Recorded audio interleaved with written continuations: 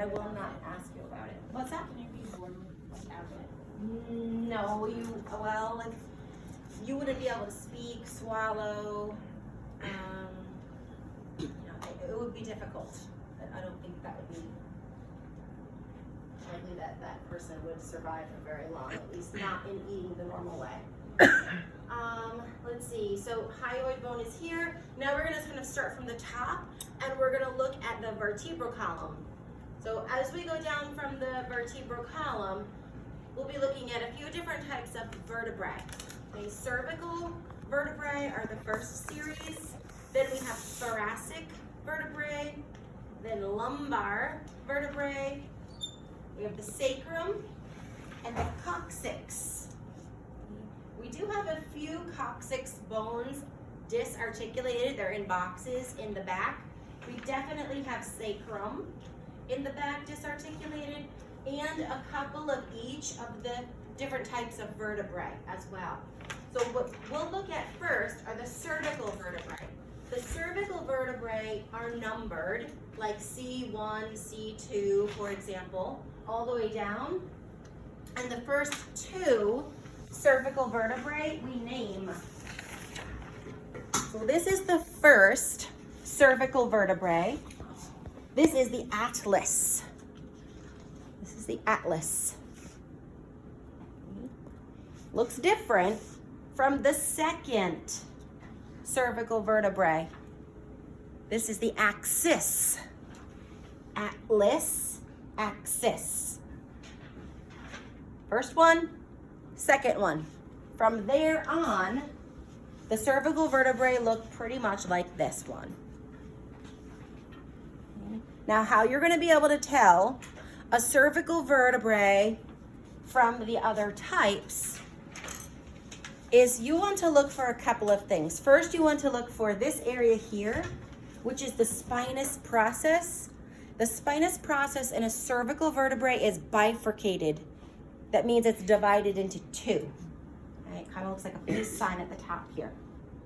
The other thing that you want to look for are these tiny holes on either side of the cervical vertebrae.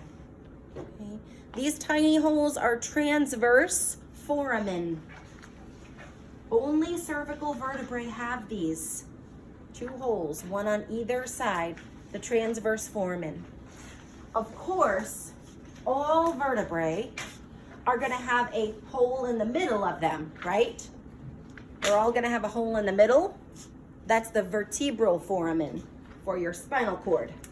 And we've looked primarily at this type of vertebrae already when we were looking at the spinal cord model.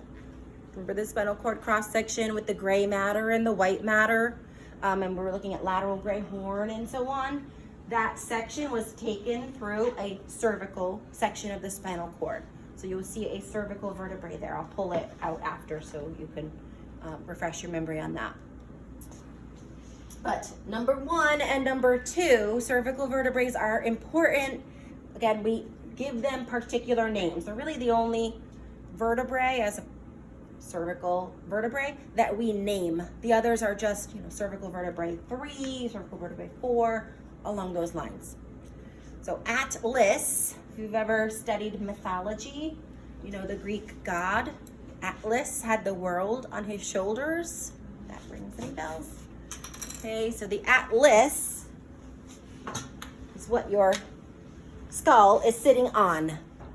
It has the world, your head, your skull, on its shoulders.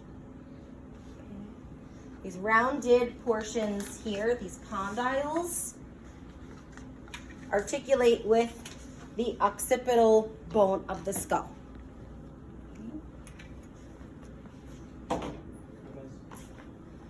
The other thing that you'll need to know about the atlas, which is this bone, is that it does not have a bifurcated spinous process. Okay, this one is broken.